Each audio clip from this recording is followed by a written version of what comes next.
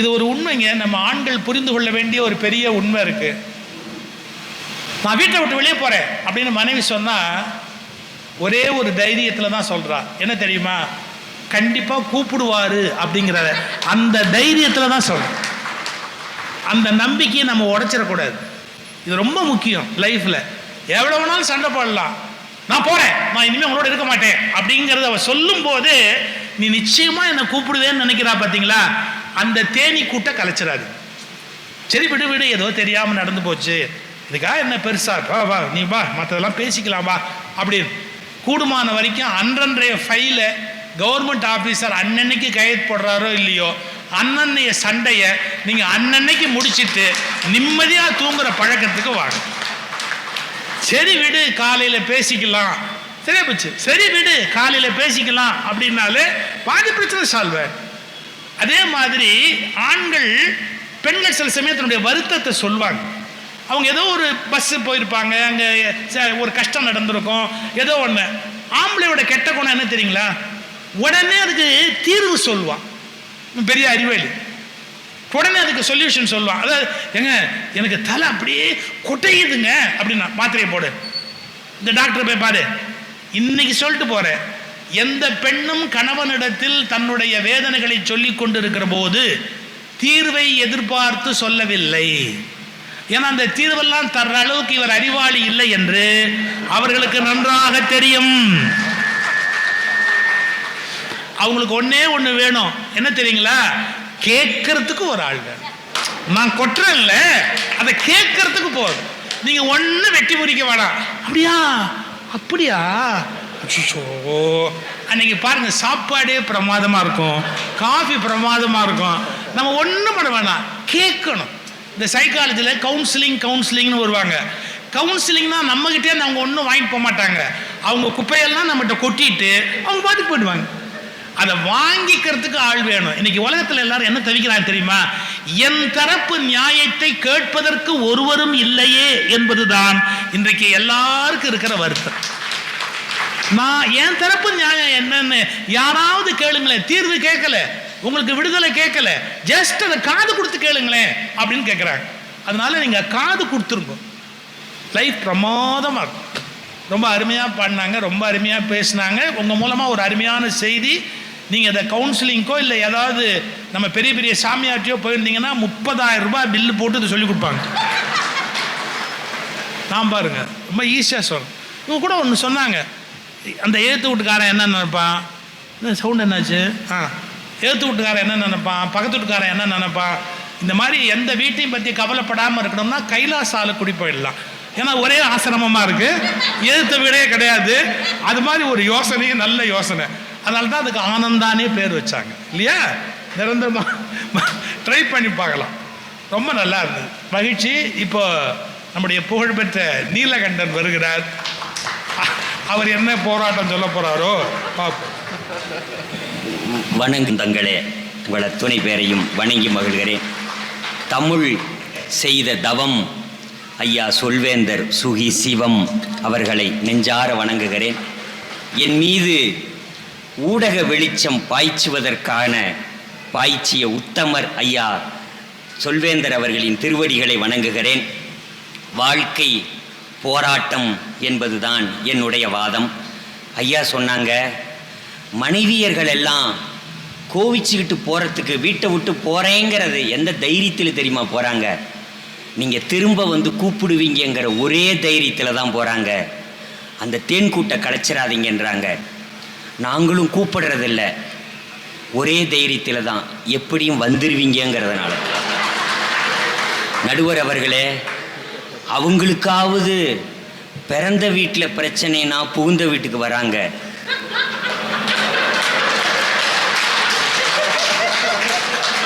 நான் எந்த வீடுன்னு சொல்லவே இல்லையே சார், இப்போதான் சார் சொன்னேன் தருமபுரின்னு. சார் இப்படி பிறந்த வீட்டில் பிரச்சனைனா புகுந்த வீட்டுக்கு வராங்க, புகுந்த வீட்டில் பிரச்சனைனா பிறந்த வீட்டுக்கு போகிறாங்க. ஆனால் ஆம்பளைக்கு ஒரே வீடு தான் சார், ஒரே. நாங்கள் எங்கே சார் போவோம், எங்கே போவோம்? இன்னைக்கு காதலர் தினம்னு சொன்னாங்க சார். காதலர் தினம்னா ஒருத்தர் எழுதுறான், நேற்று காதலனாக்கினாய், கவிதை வடித்தேன், இன்று கணவனாக்கினாய், சோறு வடிக்கிறேன்கள். அவன் தான் சார் வாழ்க்கையை வடிச்சான் சார். அவன் வாழ்க்கை முழுக்கவே வடிச்சுக்கிட்டே இருக்கான் சார்.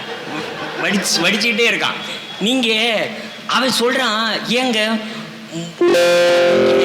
என்னை மானே, நான் நடந்தா மானேம்பிங்க, நான் பேசுனா தேனேம்பிங்க, நான் பாடுனா குயிலேம்பிங்க, ஏங்க இப்பெல்லாம் அப்படிலாம் சொல்றது இல்லைன்னு. அவன் சொல்றான், என் மனசாட்சியே வல்ல தாயி பொய் சொல்றதுக்குண்டான். அவன் தான் சார் எவ்வளவு வருஷம் தான் சார் பொய் சொல்லுவான், எவ்வளவு வருஷம் தான் சார் அவனும் பொய் சொல்லுவான். ஆனா அந்த பொய்யில தாங்க நம்ம உசுறு ஊசலாடிக்கிட்டு இருக்குதுன்னா, அந்த அம்மாவும் உடல பொய்யில தாங்க உசுறு ஊசலாடிக்கிட்டு இருக்குதுன்னா, அந்த ஊசல் தான் அந்தரக்கூடாதுன்னு தான் பொய் சொல்லலான்னா. நடுவர் அவர்களே, நீங்க வேதாத்திரி மகரிஷி ஐயாவை சொன்னீங்க, அவரே சொன்னார் சார், பழக்கத்துக்கும் விளக்கத்துக்கும் இடையே போராடுகிற போராட்டம் தான் சார் வாழ்க்கைனார். சார் ஆன்மீகத்தில் ஆனந்தத்துக்கு போகணும்னு விளக்கம் சொல்லுது, பழக்கம் வேற எங்கேயோ இழுத்துக்கிட்டு போயிடுது. நீங்க இதை எதுக்கும் பொருத்தி பார்க்கலாம். பழக்கத்துக்கும் விளக்கத்துக்கும் இடையே போராடுகிற போராட்டம் தான் வாழ்க்கை. ஆண்டவனை கட்டிய சீதையும் அழுதாள், அரக்கனை கட்டிய மண்டோதரியும் அழுதாள். நீங்க இதை எதை சார் சொல்லுவீங்க? ஆதவன் தீட்சன்யா சொன்னார், எதை நீங்க வாழ்க்கைனா என்ன சார்? வேற ஒன்றும் இல்லை சார். என்னவாலாம் ஆகலாமோன்னு நினைக்கிற குழந்தை பருவத்தில் தொடங்கி பேசாம ஒன்றும் ஆகாம குழந்தையாவே இருந்திருக்கலாமோ அப்படிங்கிற முதுமை பருவத்தில் முடியறதான் சார் வாழ்க்கை. நீங்க அந்த குழந்தை பருவம் இருக்கே, நான் ஒரு மேடையில் சொன்னேன் சார், இந்த தயவு செய்து உங்கள் குழந்தைகளை எல்லாம் காலையில் தட்டி எழுப்பாதீர்கள். இல்லையே, அடிச்சுதானே எழுப்புறோம். தட்டி எழுப்பாதீர்கள்.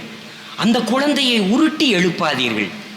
அதன் பாதத்திலோ அதன் கையிலோ அதன் முகத்திலோ ஒரு முத்தமிட்டு எழுப்புங்கள், முத்தமிட்டு எழுப்புங்கள். அதிகாலை அந்த குழந்தைக்கு ஒரு பூக்களை போல விடியட்டும், அந்த குழந்தையின் இமைகள் ஒரு இதழ்களைப் போல விரியட்டும், விரியட்டும். தயவு செய்து அப்படி எழுப்புங்கள்னே. ஒரு 90 வயசு பெரியவர் என்கிட்ட தம்பி, குழந்தைகளை மட்டும் இல்லை நம்மளையும் அப்படியே எழுப்ப சொல்லுங்க சார். அவரு 90 வயசு வரைக்கும் எவ்வளவு ஏங்கி இருக்காரு பாருங்க சார்.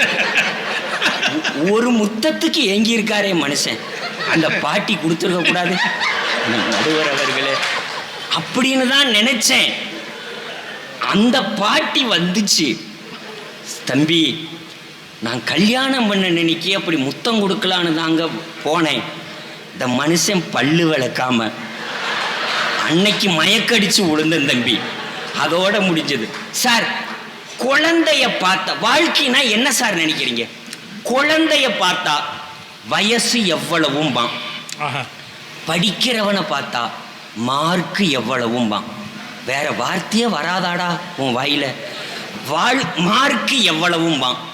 கொஞ்சம் வயசா இளைஞனவன்ட்டா சம்பளம் எவ்வளவும் பான், இல்லைன்னா சம்பாத்தியம் எவ்வளவும் பான். கல்யாணம் ஆயிடுச்சுன்னா கல்யாணம் ஆகி நாள் எவ்வளவும் பான்.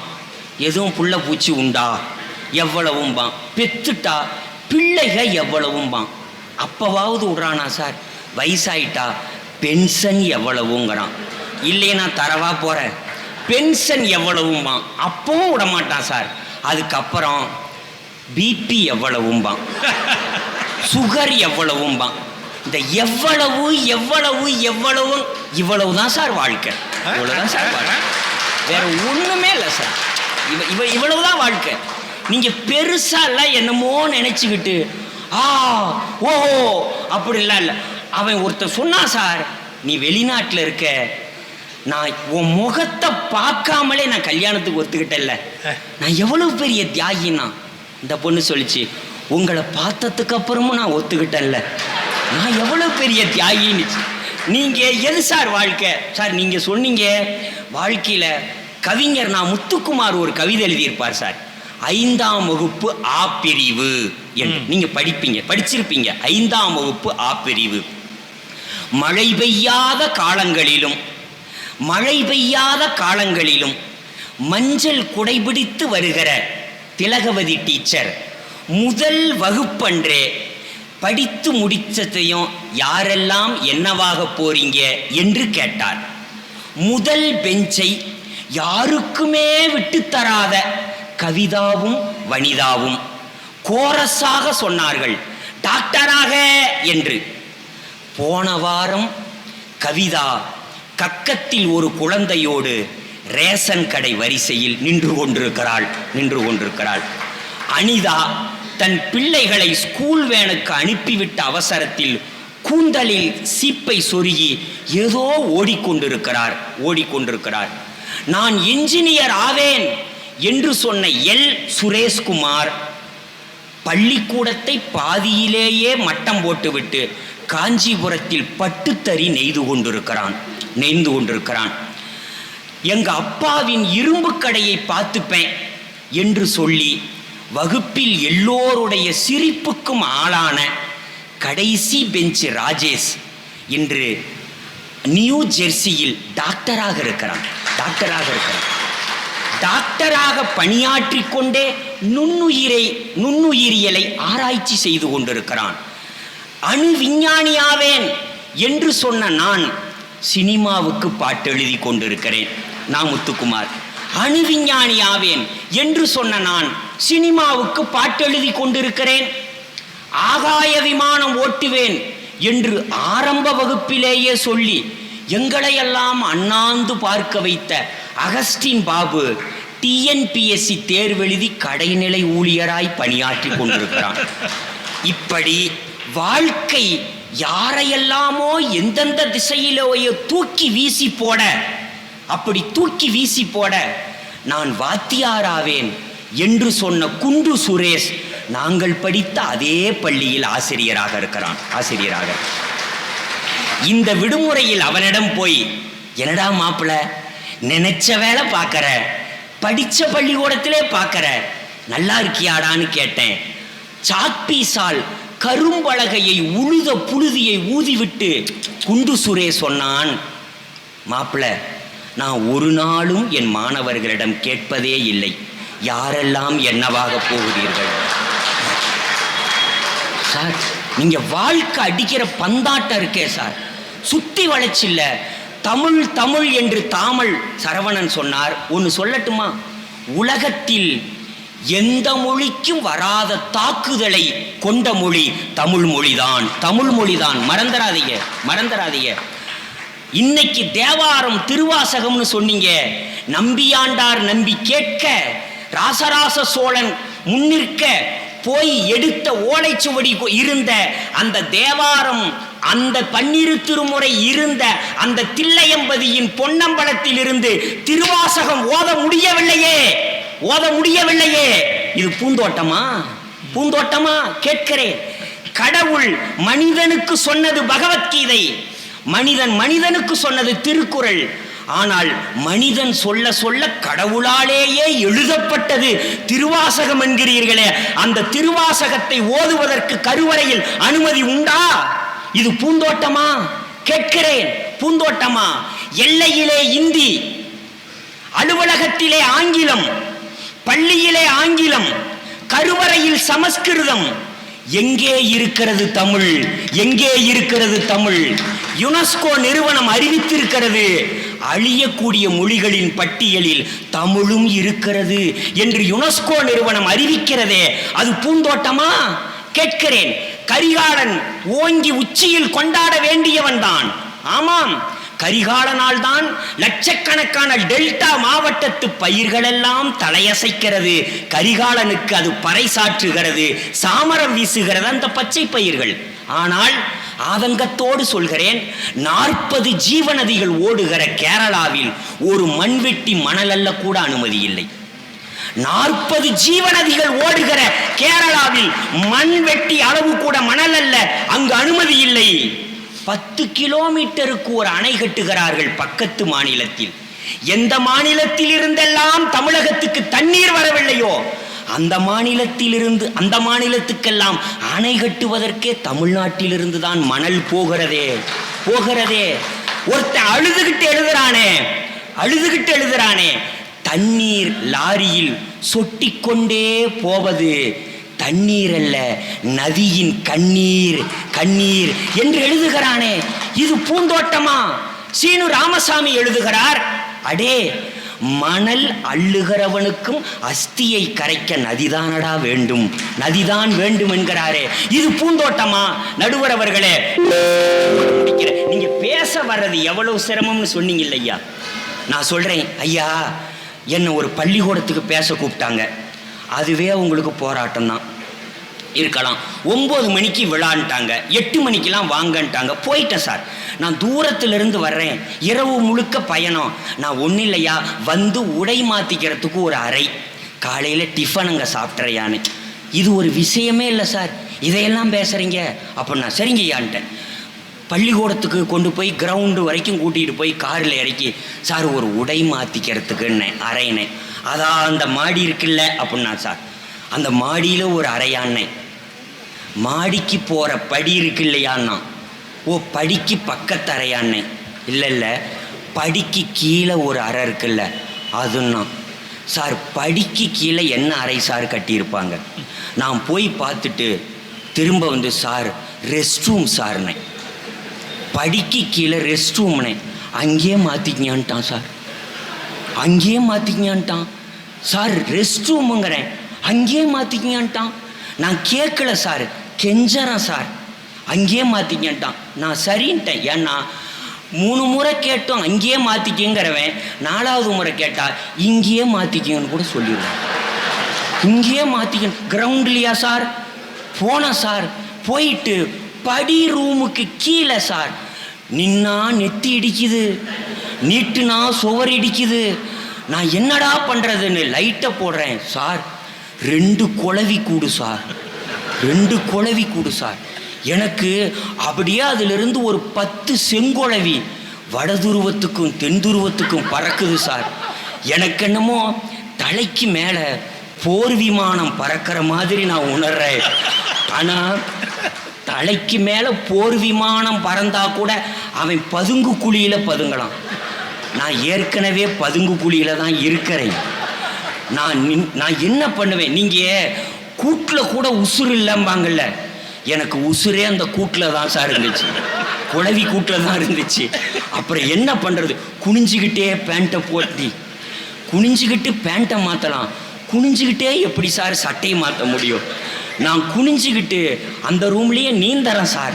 கைக்குள்ளே கையை விடுறேன், முதுகு நுழையில, முதுவை விடுறேன், கையை நுழையில. குனிஞ்சிக்கிட்டே பேண்ட்டை போட்டு, குனிஞ்சிக்கிட்டே சட்டையை மாற்றி, குனிஞ்சிக்கிட்டே வெளியே ஒடியான்ட்டான் சார். ஒடியான்ட்டேன் சார். குளவி கூடு சாருங்கிறேன். அவன் சொல்கிறான், அதுக்குள்ளே குளவி கூடு கட்டிருச்சாங்கிறான் சார். சார் அதுக்கு உள்ளதான் கட்டும், வெளியவா கட்டும் சார்? அதை சொல்லலை சார், அதுக்குள்ளே குளவி கூடு கட்டிருச்சான்னா. என்ன சார் சொல்கிறீங்கண்ணே? முந்தா நாள் தான் சார் அதுக்குள்ளே இருந்து பெரிய தேன் கூடு இருந்து அழிச்சோங்கிறான் சார். நல்ல வேளை 3 நாள் கழித்து அந்த பள்ளிக்கூடத்துக்கு போனேன் சார். 3 நாளைக்கு முன்னாடி போயிருந்தேன்னா என் கதி என்ன இருக்கும் சார்? ஒரு மரண பயத்திலிருந்து நான் மீளவே இல்லை. அதிலிருந்து ஒரு 3 நாள் எங்கே போனாலும் என் தலையை சுற்றி குளவி பறக்கிற மாதிரியே இருக்குது. என் கூடவே ஒரு தேனடை வர்ற மாதிரியே இருக்குது. 2 முறை தட்டிட்டீங்க. நான் கேட்குறேன், அதை நான் உணர்றேன். நான் இப்படித்தான் சொல்லி முடிக்கிறேன். போராட்டம்னு தான் பேச வந்தேன். ஆனால் நாங்கள்லாம் பேச வர்றதே எவ்வளோ போராட்டம் தெரியுமா சார்? போராட்டம் தெரியுமா? இப்போ போகிற எனக்கே இந்த கதினா 60 வருஷமாக மேடையில் போன நீங்கள் எத்தனை குளவி கூட்ட பார்த்துருப்பீங்க, எத்தனை தேன் கூட்ட பார்த்துருப்பீங்க, எத்தனை ரூமில் குனிஞ்சுக்கிட்டு நீங்கள் சட்டை மாற்றினீங்களோ வேட்டி மாற்றினீங்களோ. எல்லாம் அந்த சிவனுக்கே வெளிச்சம், எல்லாம் அந்த சிவத்துக்கே வெளிச்சம். நடுவர் அவர்களே, முடிச்சுட்டு சாப்பாடுன்னு சார் போய் எங்கே சார் உட்கார வைக்கலாம்? ஒரு அறையில் உட்கார வைக்கலாம்ல. அந்த ஸ்கூலினுடைய பெரிய ஆஃபீஸார் 20 பேர் வேலை பார்க்குறாங்க சார். அதுக்கு நடுவில் சேரை போட்டு டேபிளை போட்டு உட்காந்துட்டான். 20 பேர் என்னை மட்டுமே பார்க்குறான் சார். இவன் எவ்வளவு திம்பான். அப்போ சாப்பாடுங்கிறேன், வாங்கிட்டு வர ஆள் அனுப்பியிருக்கோங்கிறான் சார். அப்போ தான் வந்தா 1/2 மணி நேரம் கழித்து ஒரு கையில் வயிற்ற பிடிச்சிருக்கேன் பசி, ஒரு கையில் இலைய பிடிச்சிருக்கேன் பறந்துடக்கூடாதுன்னு. நீங்கள் சொன்ன மாதிரி இலைய விரித்த நேரம் துண்டை விரிச்சிருந்தா கூட காசு வாங்கியிருக்கலாம் சார். 1/2 மணி நேரம் கழித்து வந்தவன் அந்த வாசப்படியில் நின்றுக்கிட்டு 2 பார்சலை கையில் பிடிச்சிக்கிட்டு அங்கேருந்து கத்துறான் சார். இட்லி வேணுமா, ஊத்தப்பம் வேணுமாங்கிறான். என்னமோ நீதி தேவதை தராசு தட்டை கையில் பிடிச்சிருக்கிற மாதிரி நான் 2ம் கொண்டான்ட்டேன் சார். கொண்டாந்ததையும் 6 இட்லி ஒரு பக்கம் கொட்டுறான். கட்டடம் கட்டுறதுக்கு செங்கலை கொட்டுவாங்கள்ல ஒரு லோடு, அது மாதிரி கொட்டுறான். ஊத்தப்பத்தை அடுக்கிறான். சாம்பாரை 4 பாக்கெட்டு ஊத்துறான். கார சட்னி ஊத்துறான். சார் அவசரம் இல்லைங்கிறேன், நேராச்சுங்கிறான் சார். இங்கேயும் நேராச்சு. நான் பல பேர் சொல்கிறாங்க, தம்பி நீ பேசையில் சிரிக்காமலே பேசுறியே எப்படிம்பாங்க. என் வேதனையை சொல்லல நான் எப்படி சார் சிரிக்க போகிறேன்? எனக்கு என் வேதனையை நான் சொல்லல, என்னால் எப்படி சிரிக்க முடியும்? போராட்டம்தான் வாழ்க்கை. வாய்ப்புக்கு நன்றி. இந்த பதிவை குறித்து உங்களுடைய கருத்துக்கள் வரவேற்கப்படுகின்றன. மறவாது ஐதர்மபுரி சேனலை சப்ஸ்கிரைப் செய்து பாருங்கள். இந்த நாள் இனிய நாளாக அமைய வாழ்த்துகின்றோம்.